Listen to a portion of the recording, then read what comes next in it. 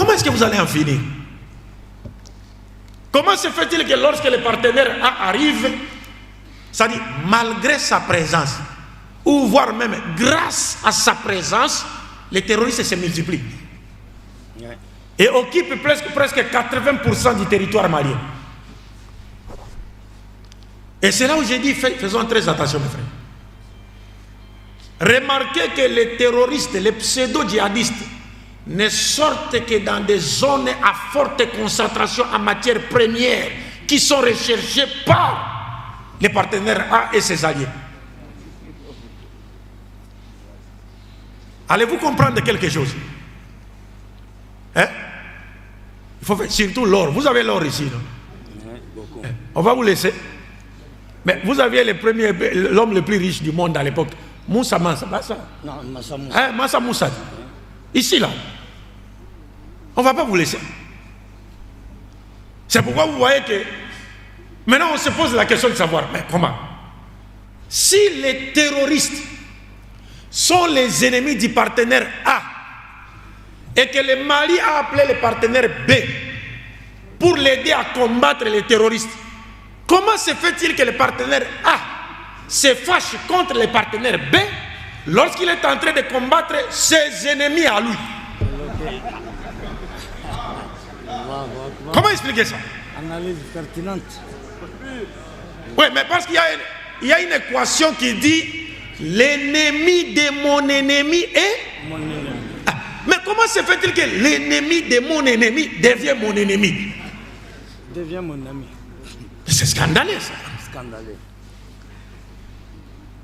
Et puis il faut remarquer, quand le partenaire B arrive au Mali, le partenaire B dit donnez-moi seulement 6 mois.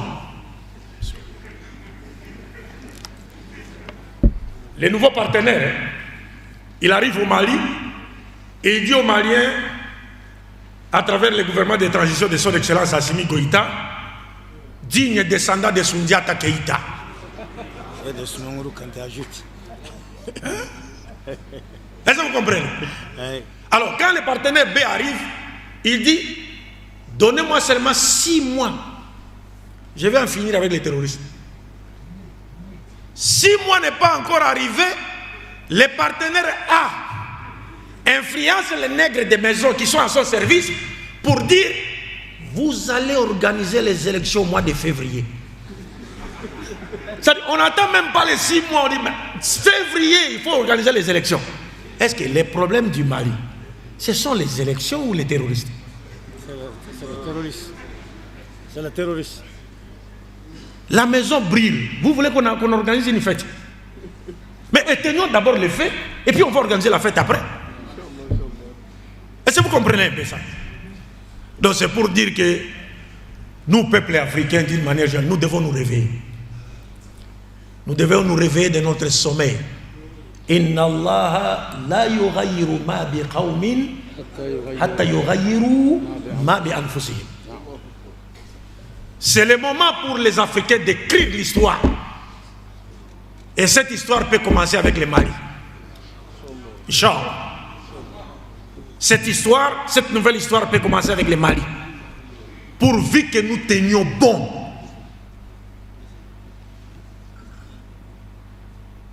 Vous savez, moi, c'est l'imam Idrissa peut-être qui va rentrer là-bas. Moi, je ne suis pas contre les dirigeants de la CEDEAO. Quelquefois, je me demande, comme ils n'ont pas le choix, est-ce que ce n'est pas une façon pour leur dire, pour nous dire, peuple africain, regarde comment on nous pousse d'agir.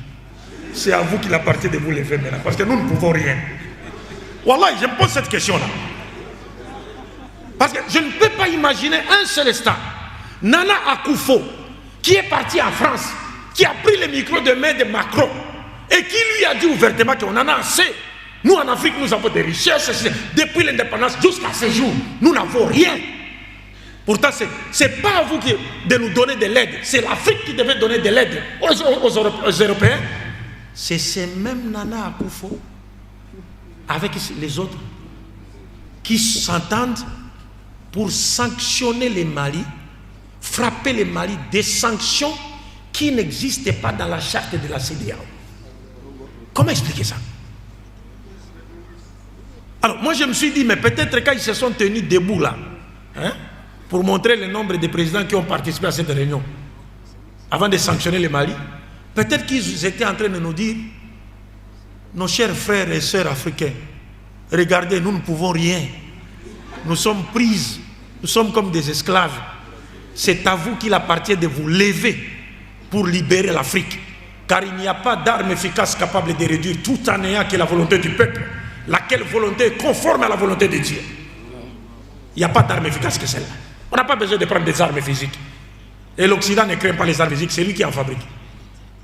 Mais l'Occident crée la révolution, soulèvement populaire motivé par le patriotisme, justifié par Dieu. Cause juste. Nous pensons que c'est le moment. Il faut que les choses changent. Les mers, les océans sont devenus les tombeaux, les tombes des Africains. Les Africains vont chercher la vie ailleurs, alors qu'ils ont tout chez eux. La première puissance du monde, elle est africaine, l'Égypte antique. Nous sommes assis sur le coltan, cobalt, diamant, or, lithium, tout. Mais nous commandons du pain. Comment expliquer ça? Comment expliquer ça?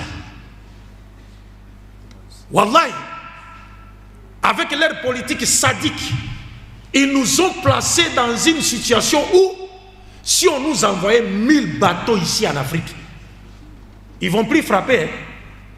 Ils envoient seulement 1000 bateaux et disent au microphone, nous cherchons des esclaves. Wallahi, ces bateaux ne vont pas quitter les ports d'Afrique. Ces bateaux vont se noyer. Parce que le nombre des Africains qui vont accourir là-bas pour aller monter dans ces bateaux, pour partir en Europe, les bateaux vont rester là. Tous les bateaux vont se noyer au port.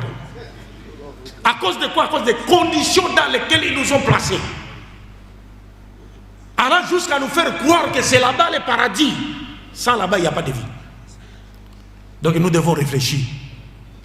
Nous pensons que les choses sont en train de changer dans le monde. Nous devons lutter dans ce sens, parce que le prophète même dit, celui qui lutte pour défendre sa personne, c'est bien, et qu'il meurt, il meurt martyr. Il meurt martyr.